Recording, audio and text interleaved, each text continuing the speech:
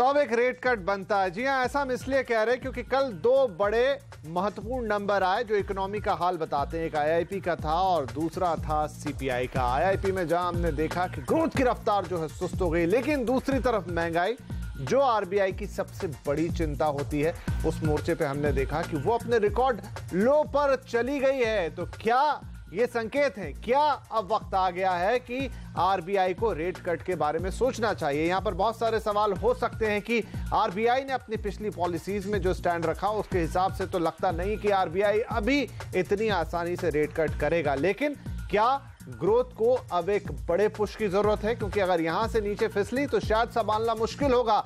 और उसके आड़े में जो आती है महंगाई, वो अब ऐसी स्थिति में आ गई है जहां पर शायद चिंता करने की उतनी बड़ी बात नहीं है। लेकिन क्या आरबीआई के दिमाग में इस वक्त कुछ और सवाल भी हैं? क्या हाल ही में लागू हुआ जीएसटी इसकी राह में कोई बाधा बन सकता है? तमाम चीजें आज इस पर हम करने जा रहे हैं। एक बड़ी चर्चा जिसमें हमारे साथ शामिल हो रहे हैं क्रिसिल के chief economist DK Joshi, citrus advisers के फाउंडर संजय सिन्हा और थर्मेस के एमडी उन्नीकृष्णन साहब। उन्नीकृष्णन, बहुत स्वागत है आप सभी का।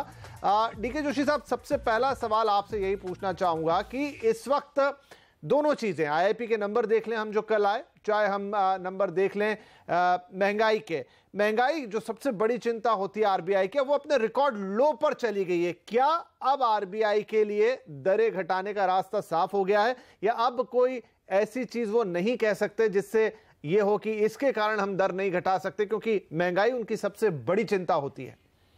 नहीं, आपकी बात ठीक है। महंगाई इस समय रिकॉर्ड लेवल पे है, रिकॉर्ड लो लेवल पे है, पर इशू ये है कि ये इस पे कितनी दिन रहेगी। ये सस्टेनेबल लेवल तो है नहीं और इससे ऊपर जरूर जाएगी। पर इस साल के लिए हमारा मानना यह है कि महंगाई की दर जो है वो एवरेज 4% रहेगी। तो इससे थोड़ा आरबीआई को एक अपॉर्चुनिटी मिलती है कि वो एक 25 बेसिस पॉइंट रेट कट करें। और महंगाई के लिए जो खतरा है वो एक दो चीजों से है, जैसे जीएसटी थोड़ा सा माइल्डली इन्फ्लेशनरी हो सकता है। अभी तक तो इसके कोई संकेत नहीं नजर आ रहे हैं। और उसके अलावा दूसरा यह है कि जो हाउस रेंट अलाउंस जो बढ़ाया गया है, टिपिकली वो थोड़ी महंगाई की दर को ऊपर बढ़ाता है। पर अभी क्योंकि वो इतनी लो है तो उसका बहुत ज्यादा असर महंगाई की दर पे नहीं पड़ेगा। इन लेवल से अवश्य वो ऊपर जाएगी, पर अभी हमें ये लगता है कि एक रेट कट की अपॉर्चुनिटी है। चलिए, सही है। संजय सिन्हा साहब, जो एक बड़ा फैक्टर था महंगाई वाला, जैसा डीके जोशी साहब भी कह रहे हैं कि कुछ चिंताएं इसमें अभी भी बाकी रहेगी। अगर हम एक मॉनसून को मैं जोड़ दूं, वैसे तो अभी तक मौसम विभाग ने ऐसी कोई बड़ी चिंता नहीं जताई है, लेकिन थोड़े थोड़े संकेत ये भी हैं कि मॉनसून जो चाल होनी चाहिए थी, उसकी जो रफ्तार होनी चाहिए थी और जिस तरह का स्प्रेड होना चाहिए था, वो शायद अभी आया नहीं है। क्या ये एक चीज होगी आरबीआई के दिमाग में इस वक्त? वो देखना चाहेगी कि सब कुछ अच्छे से हो जाए, उसके बाद ही वो रेट पे हाथ लगाए?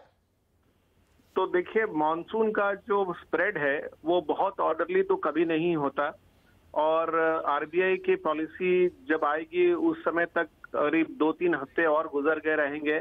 अगर आप आईएमडी की फोरकास्ट देखें तो आईएमडी ने कहा है कि 20 जुलाई तक मॉनसून देश के हर कोने तक पहुंच जाएगा। और मॉनसून एक ऐसा चीज है जो कि भले देर से आए, लेकिन अगर एडिक्वेट क्वांटिटी में अगर वो आता है तो वो पिछले डिले को कॉम्पनसेट कर देता है। मुझे लगता है कि मॉनसून के साथ साथ कुछ और जो फैक्टर्स हैं उनको भी अगर हम देखें तो आरबीआई उनको इग्नोर नहीं कर पाएगा। उनमें से एक जो सबसे विशेष फैक्टर है वो है हमारी फ्यूल प्राइसिंग की जो पॉलिसी है वो पहले से बदल गई। पहले फ्यूल की प्राइसिंग जो है वो महीने में एक बार या 15 दिन में एक बार बदलती थी, अब वो रोज बदल रही है। एंड अगर आप क्रूड के फोरकास्ट को भी देखें तो क्रूड का जो फोरकास्ट है वो यही है कि इसके दाम अभी सॉफ्ट रहेंगे। तो मुझे लगता है कि इन दोनों चीजों का कॉम्बिनेशन, जो अब तक जून का आंकड़ा आया है आईआईपी का, और जिस तरह के कमोडिटी प्राइसेस में सॉफ्टनेस है, खास करके क्रूड के प्राइसेस में सॉफ्टनेस है, और मॉनसून का मेरे ख्याल से रीजनेबल स्प्रेड अगर इस महीने के अंत तक हो जाता है तो, और एक और जो महत्वपूर्ण बात वो ये कि जीएसटी जिस तरह से इम्प्लीमेंट किया जा रहा है, सरकारी स्टांस तो यही है कि 80% जो गुड्स हैं उन पे टैक्स के दर पहले से कम होंगे, और अगर हम FMCG की प्राइसिंग को एक एग्जांपल माने कि इनपुट टैक्स की क्रेडिट लेते हुए प्रोडक्ट की प्राइसेस कम हो रहे हैं, तो GST का भी इम्पैक्ट इन्फ्लेशनरी नहीं होगा। तो मेरे ख्याल से ये सारे फैक्टर्स जो हैं वो RBI पे एक दबाव जरूर पैदा करेंगे कि वो अगस्त की जो पॉलिसी है उसमें वो रेट की कटौती करे। यहाँ पर उन्नीकृष्णन साहब, आपको क्या लगता है इस वक्त जो गवर्नर साहब हैं उनका पूरा फोकस महंगाई पे, मुझे ऐसा क्या इस तरह की बातें क्योंकि सुनने में आई है कि इस समय ग्रोथ वाले फैक्टर को उन्होंने पूरी तरीके से हटा दिया है। टेक्निकली भी जो RBI का काम है वो महंगाई दर पर नजर रखना है, उसे कंट्रोल में रखना है, तो शायद वो इस समय सिर्फ अपना ही काम कर रहे हैं, क्या ऐसा आपको लगता है? जरूर विपिन, मैंने कभी नहीं सोचा था कि रिजर्व बैंक ऑफ इंडिया का काम एक ही है कि इन्फ्लेशन को कंट्रोल करे, महंगाई को कंट्रोल करे और बाकी कुछ उसकी रिस्पॉन्सिबिलिटी नहीं है करके। दो तीन चीजें आपको ख्याल पे रखना पड़ेगा कि जो तरीके से इंटरेस्ट रेट्स थे डिपॉजिट के ऊपर वो सभी बैंकों ने कम कर दिए, तकरीबन 50 से लेके 100 बेसिस पॉइंट सभी बैंकों ने फिक्स्ड डिपॉजिट और में कम कर दिए हैं। Credit offtake has come down in the last 2 quarters. That's also on down level. और जो तरीके से कंज्यूमर प्राइस इन्फ्लेशन रेट कम हो चुके हैं, अगर ग्रोथ चाहिए रहेगा तो हमको जरूर इंटरेस्ट रेट कम पे लेके आना पड़ेगा, छोटे मोटे अमाउंट में नहीं है। मेरा ख्याल से आज का दिन में हम एक 1% 100 basis point interim before the policy announcement itself is a practical number. क्योंकि वो अनाउंस करेगा, क्रेडिट ऑफटेक पिकअप करने के लिए टाइम लेगा, क्योंकि आज का दिन में कोई नए प्रोजेक्ट्स भी ऐसा नहीं है कि नजर में कि जिसके लिए कल ही कोई लोन लेने वाला है करके। So this entire process is also going to be taking a little longer period of time. So the indication is going to be coming. And I don't think there is a single person in this entire country other than the Reserve Bank senior team or maybe that 4 of them who are going to be the committee members who will want to say that we should not reduce the interest rate. I'm sure the entire country is telling, let's have growth, don't look at inflation anymore. That's the reality. जी, आपने सही कहा कि वो 5-6 लोग, DK Joshi साहब, जो पिछली meeting थी मॉनेटरी कमेटी की, वहां पर 6 में से 5 लोग जो थे वो रेट कट के पक्ष में नहीं थे। खुद RBI का भी जब फोरकास्ट था, अब तो हमने देखा कि घट गया कंज्यूमर प्राइस इंडेक्स, तब भी उन्होंने कहा था घटेगा, लेकिन 6 में से 5 ने मना कर दिया था कि रेट मत कट कीजिए। क्या उनके स्टैंड में अब कोई बदलाव आएगा?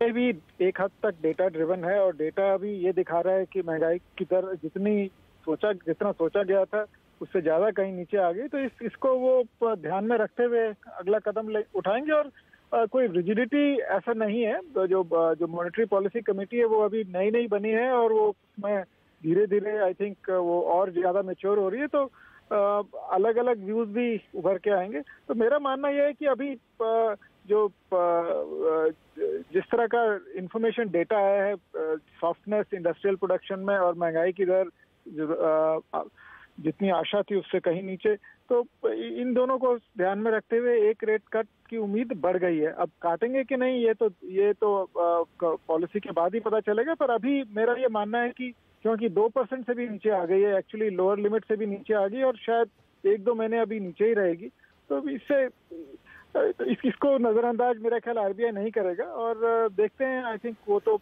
पॉलिसी के दिन ही पता चलेगा कि वो क्या कदम उठाते हैं और वो क्या उसका रैशनल है। संजय सिन्हा साहब, तो क्या रैशनल दे सकते हैं? प्रोफेसर ढोलकिया अकेले थे जिन्होंने रेट कट की वकालत की थी, लेकिन फिर भी बाकी के 5 नहीं। क्या रैशनल आ सकता है इस बार अगर हम देखें कि रेट कट नहीं हो? हालांकि उम्मीद यही लग रही है कि कुछ नहीं तो 25 बेसिस पॉइंट से लेके 50 बेसिस पॉइंट या बहुत कम तो 25 बेसिस पॉइंट का कट देख सकते हैं जिस तरह के नंबर आए, लेकिन अगर कोई आश्चर्य नहीं है कि कोई बदलाव ना हो, तो ऐसे में क्या रैशनल सामने आता हुआ दिखाई देगा? मेरे ख्याल से जो 2-3 फैक्टर्स हैं जो लास्ट पॉलिसी के बाद हुए हैं, उनको Reserve Bank of India surely recognise करेगी अपने अगले पॉलिसी के लिए। मुख्यतः जब पिछली पॉलिसी आई थी उस समय इन्फ्लेशन को लेके असमंजस का माहौल था, बहुत क्लैरिटी नहीं थी कि GST की इम्प्लीमेंटेशन बहुत इन्फ्लेशन को बढ़ावा नहीं देगी। लेकिन एक जरूर उन्होंने वक्तव्य भी दिया था अपने पॉलिसी स्टेटमेंट के साथ साथ, जहां पर कि उनका रुझान, रिजर्व बैंक ऑफ इंडिया का रुझान पहले से काफी सॉफ्ट था और वो भी एक्सपेक्ट कर रहे थे कि जीएसटी का इम्प्लीमेंटेशन जो है वो इन्फ्लेशनरी नहीं होगा। लेकिन अब तो जीएसटी इम्प्लीमेंट हो गया तो वो इवेंट अब हमारे पीछे है। दूसरा इवेंट जो अगली पॉलिसी के पहले हो जाएगा वो होगा मॉनसून का प्रोग्रेस। तो ये भी हमारे ख्याल से reserve Bank of India ignore नहीं कर पाएगी। और सबसे बड़ी बात कि जो क्रूड की ट्रेजेक्टरी थी उसको रिजर्व बैंक ऑफ इंडिया बहुत अच्छा से उस समय तक फैक्टर नहीं कर पाया था, क्योंकि उस समय ये जो ओपेक की कार्टेल है वो कटौती करने वाली थी और उसके फलस्वरूप क्रूड के प्राइसेस थोड़े से स्ट्रांग होने वाले थे। लेकिन अब तो हम देख रहे हैं कि इन सब स्टेप्स के बावजूद भी क्रूड के प्राइस स्ट्रांग नहीं है। तो मेरे ख्याल से इन सब का दबाव तो है। साथ ही साथ जो एक दूसरी इकोनॉमिक डेटा जो कल आई वो थी आईआईपी की स्लो डाउन की, यानी ये बहुत ही शार्प स्लो डाउन था। अगर मेरा ऐसा मानना है कि इकोनॉमी की जो गाड़ी है वो बिल्कुल इस तरह से चलती है कि अगर आप उसको फोर्थ गियर से लाते लाते अगर फर्स्ट गियर तक में लाएं तो फिर आप मोमेंटम गैदर कर सकते हैं। अगर आपने उसको बिल्कुल स्टेशनरी कर दिया तो फिर बहुत ज़्यादा फोर्स लगता है उस गाड़ी को दोबारा स्टार्ट करने में। तो मेरे ख्याल से जैसा उन्नीकृष्ण साहब भी कह रहे थे कि रिजर्व बैंक ऑफ इंडिया इस बात को बिल्कुल दरकिनार नहीं कर सकती कि उनका भी एक रोल है ग्रोथ को सस्टेन करने में। और अगर इंडस्ट्री की तरफ से आज इतनी बड़ी क्लैमर है, इतनी बड़ी मांग है कि रेट काटे जाएं, तो आई थिंक वो करना चाहिए। एक छोटी सी बात इसके साथ मैं भी समझता हूँ जो मुझे ध्यान में रखना चाहिए हम सब को, रिजर्व बैंक ऑफ इंडिया भी इसको ध्यान में रखेगा, वो ये है कि अगर क्रेडिट ग्रोथ कहीं हो रहा है तो वो सेक्टर है हाउसिंग। उसके अलावा कहीं ज्यादा बहुत सिग्निफिकेंट क्रेडिट ग्रोथ दिख नहीं रहा है।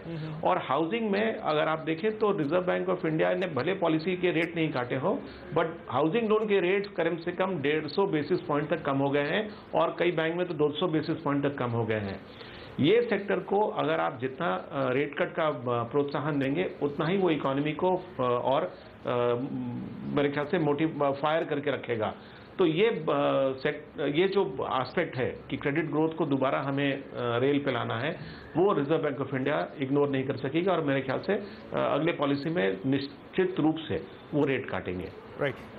उन्नीकृष्णन साहब, ब्रेक लूं उससे पहले कि जो पिछला मीटिंग था उसमें वार्निंग मान लें या उन्होंने जो कहा एक्सप्लेनेशन मांग ले, लेकिन गवर्नर साहब ने प्रीमेच्योर रेट कट के बारे में थोड़ा सा संशय व्यक्त किया था।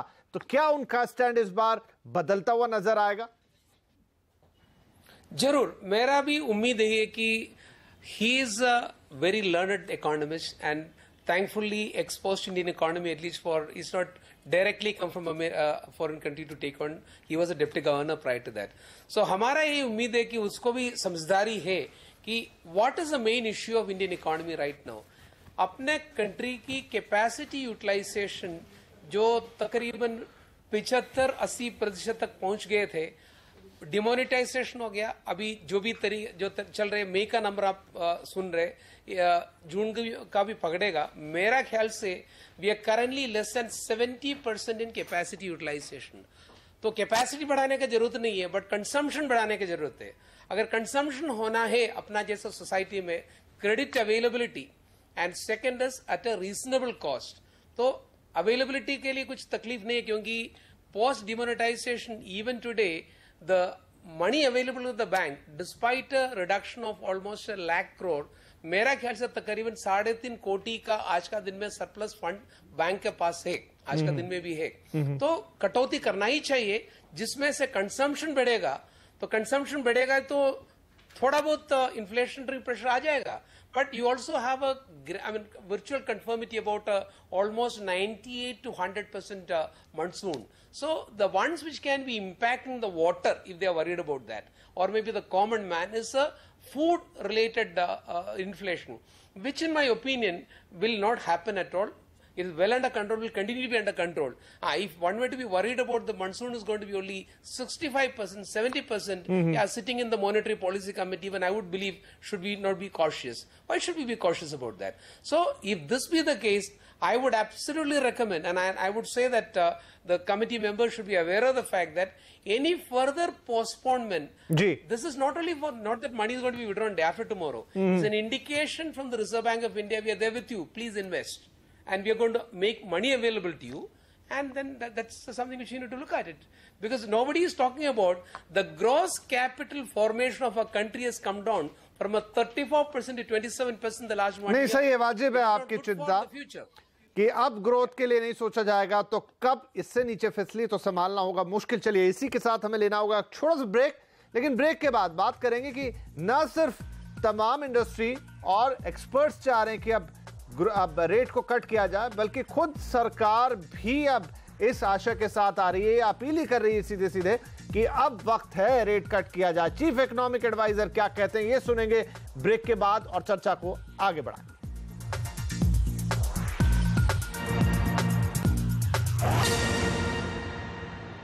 अब तो रेट कट बनता है, ऐसा हम इसलिए कह रहे हैं क्योंकि महंगाई अपने रिकॉर्ड लो पर चली गई है और ग्रोथ जितनी नीचे गिर गई है वो अब चिंता जगा रही कि उसे नहीं संभाला गया तो क्या आगे संभाल पाएंगे, इसीलिए रेट कट की उम्मीद तो गवर्नर साहब से बन रही है। इसी पर हो रही है हमारी खास चर्चा, जिसमें हमारे साथ शामिल है क्रिशुल के chief economist DK Joshi, citrus advisers के फाउंडर संजय सिन्हा और थर्मेक्स के एमडी एस उन्नीकृष्णन। बातचीत जारी है, लेकिन जैसा हमने ब्रेक से पहले कहा था कि ना सिर्फ तमाम एक्सपर्ट्स कह रहे हैं, इंडस्ट्री कह रही है, लेकिन खुद सरकार भी एक तरीके से रिक्वेस्ट मोड में आ गई है कि अब तो ब्याज दरें कम कर दी जाए। Chief economic adviser Arvind Subramanian ने भी कुछ ऐसी बात कही, वो सुनते हैं फिर आगे चर्चा करते हैं।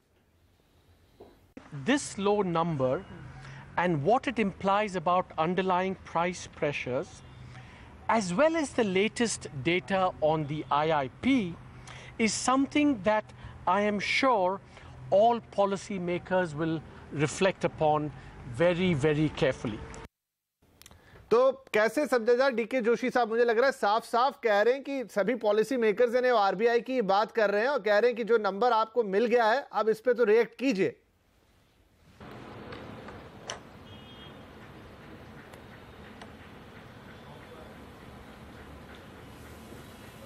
शायद जोशी जी का ऑडियो हम तक पहुंच नहीं पा रहा है, कोशिश होगी उनसे दोबारा जुड़ने की, लेकिन यहाँ पर सिन्हा साहब आपने भी ये बात सुनी तो क्या लगता है कि अब ये सीधा संकेत है सरकार की तरफ से आरबीआई को कि अब रेट कट कर दीजिए, आप जिन नंबर्स की बात कर रहे थे वो अवेलेबल हैं? मुझे जहां तक लग रहा है कि जो चीफ इकोनॉमिक एडवाइजर का व्यक्तित्व था उसमें उन्होंने दो बातें और भी उजागर की। उन्होंने इस बात को भी पॉइंट आउट किया कि जो ये 1.5% का सीपीआई इन्फ्लेशन दर घट गया है उसको अगर आप एडजस्ट करें तो वो जो 1999 का लो था और उसके पहले 1978 का जो लो था उससे ये कंपेरेबल नंबर है। तो मतलब सरकार की तरफ से वो स्टैटिस्टिकल बैकग्राउंड भी बता रहे हैं कि इस तरह से अगर इन्फ्लेशन का दर कम हो गया है तो वो एक बहुत बड़ा फाउंडेशन है रेट कट का। आई थिंक दूसरी बात जो चीफ इकोनॉमिक एडवाइजर ने इसके साथ ये भी कहा, जो कि हमारे पैनल में भी कुछ लोगों ने कहा, कि कुछ एक संस्था के कुछ लोगों को छोड़ के पूरा देश अब देख रहा है कि इन्फ्लेशन की दर कम हो गई है। तो उन्होंने एक तरह से मैं कहूँगा कि कटाक्ष भी किया है कि इस बात को कॉग्निजेंस लेना चाहिए। और इसको अगर हम एक तरफ रख दें और दूसरी तरफ अगर हम आरबीआई की ऑटोनॉमी की तरफ से इस चीज़ को देखें तो देखिए, अगर ये रेट कट शायद अगर पहले होता तो रिजर्व बैंक ऑफ इंडिया की ऑटोनॉमी पर कुछ सवाल उठ भी सकता था। लेकिन जब पिछली बार पॉलिसी अनाउंसमेंट हुआ और उसमें जो प्रेस कॉन्फ्रेंस में एक सवाल पूछा गया कि क्या मॉनेटरी पॉलिसी कमेटी के मेंबर्स को सरकार ने इनवाइट किया था, तो उन्होंने क्या उस इनविटेशन को एक्सेप्ट किया, तो उस सवाल के जवाब में रिजर्व बैंक ऑफ इंडिया ने अपने ऑटोनोमस स्टेटस को बहुत ही स्ट्रांगली एम्फसाइज किया, ये कहते हुए कि हाँ उन्हें निमंत्रण मिला था लेकिन किसी भी मेंबर ने उस इनविटेशन को एक्सेप्ट नहीं किया। तो इस बैकग्राउंड के बाद अगर आज reserve Bank of India policy rate को कम करने का डिसीजन लेता है तो कोई इस बात पर उंगली नहीं उठा सकता कि ये डिसीजन उनका ऑटोनोमस डिसीजन है based on statistics, based on the environment. तो मेरे ख्याल से एक अच्छा माहौल तो बन ही गया है पॉलिसी रेट काटने के लिए, और बाजार में भी एक तरह से एक्सपेक्टेशन हो गया है कि ये रेट्स अब कटने चाहिए। राइट, चलिए तो इसी के साथ हमें लेना होगा एक और छोटा सा ब्रेक के बाद आके चर्चा को कंक्लूड करेंगे कि क्या अब इसकी उम्मीद पक्की है कि रेट कट इस बार तो होगा ही। छोटा सा ब्रेक।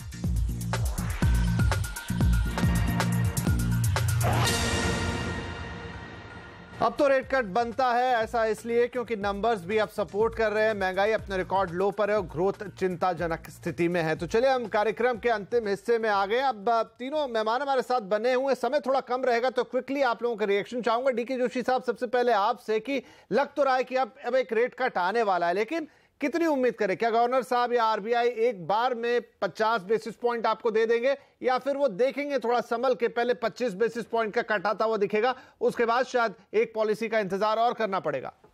देखिए, मुझे लगता है 25 बेसिस पॉइंट ही होगा, और अगर 50 होता है तो वो एक सरप्राइज होगा, क्योंकि उनका जो स्टांस है वो बहुत कॉशियस रहा है। तो इसलिए मुझे नहीं लगता कि एक 50 बेसिस पॉइंट रेट कट वो करेंगे, और धीरे धीरे ऑब्जर्व करेंगे इन्फ्लेशन को और उसी तरह से आगे चलेंगे। तो डेटा ड्रिवन ही होगा ज्यादातर, और अभी प्रोबेबिलिटी एकदम बढ़ गई है रेट कट की, ये हमारा मानना है। राइट, तो रेट कट होना तय है, लेकिन शुरू में 25 बेसिस पॉइंट आते हुए दिखे। सिन्हा साहब, आप क्या कहेंगे, कितना रेट कट की उम्मीद करें? आप भी जोशी साहब के साथ जाएंगे 25 बेसिस पॉइंट्स? मेरे ख्याल से जिस तरह की गवर्नर साहब की पर्सनालिटी है और जिस तरह से वो फूक फूक कर कदम रखते हैं, मुझे लगता है कि वो ज़्यादा से ज़्यादा अगर करेंगे तो 25 बेसिस पॉइंट, और अगर उन्होंने 50 बेसिस पॉइंट बाय चांस कर दिया तो ये बहुत ही अनएक्सपेक्टेड होगा, और बाजार इसके लिए प्रिपेयर्ड नहीं है। हमारे ख्याल से बाजार में आज के लेवल पे 25 बेसिस पॉइंट की रेट कट ही फैक्टर हुई है। राइट, उन्हीं कृष्ण साहब, क्या आपकी उम्मीद रहेगी, क्या इंडस्ट्री की उम्मीद रहेगी 25 बेसिस पॉइंट शुरुआत में, फिर एक बार फॉलो अप में 25 basis point? No, I am fairly clear about the fact that it should be a 50 basis point, and I am sure if one way to do an analysis, at the end of the day, it is not that death warrant. If there is any inflationary pressure beyond what is anticipated, RBI can always make a correction for it later. So मेरा ख्याल से ये 50 basis point होने वाला है, मेरा उम्मीद ऐसा है। राइट, तो इंडस्ट्री को उम्मीद है कि 50 बेसिस पॉइंट का कट आएगा, क्योंकि ग्रोथ को बढ़ावा देना है, और एक्सपर्ट्स हमारे मानते हैं कि 25 बेसिस पॉइंट तो आना ही चाहिए। शायद थोड़ा सा सतर्क होकर कदम उठाएंगे, थोड़ा सा ध्यान रखेंगे, इसलिए शुरुआत में 25 बेसिस पॉइंट और फिर होगा अगली पॉलिसी का इंतजार। लेकिन कुल मिलाकर पूरी बातचीत से ये तो साफ होता लग रहा है कि इस बार पूरा मौका है, पूरा माहौल है, सरकार भी चाहती है और नंबर्स भी ये कह रहे हैं कि अब आप रेट कट कर दीजिए गवर्नर साहब। तो ये तो उम्मीद पूरी है, बस अब ये देखना होगा कि 25 बेसिस पॉइंट या 50 बेसिस पॉइंट, ये इंतजार कर लेते हैं पॉलिसी डे का कि गवर्नर कितना रेट कट करते हैं। लेकिन उम्मीद यही कि अब एक बड़ा पुश मिल सकता है ग्रोथ को यहां से और रेट कट होता हुआ दिखाई देगा। इस चर्चा में शामिल होने के लिए आप सभी लोगों का बहुत शुक्रिया। नमस्कार।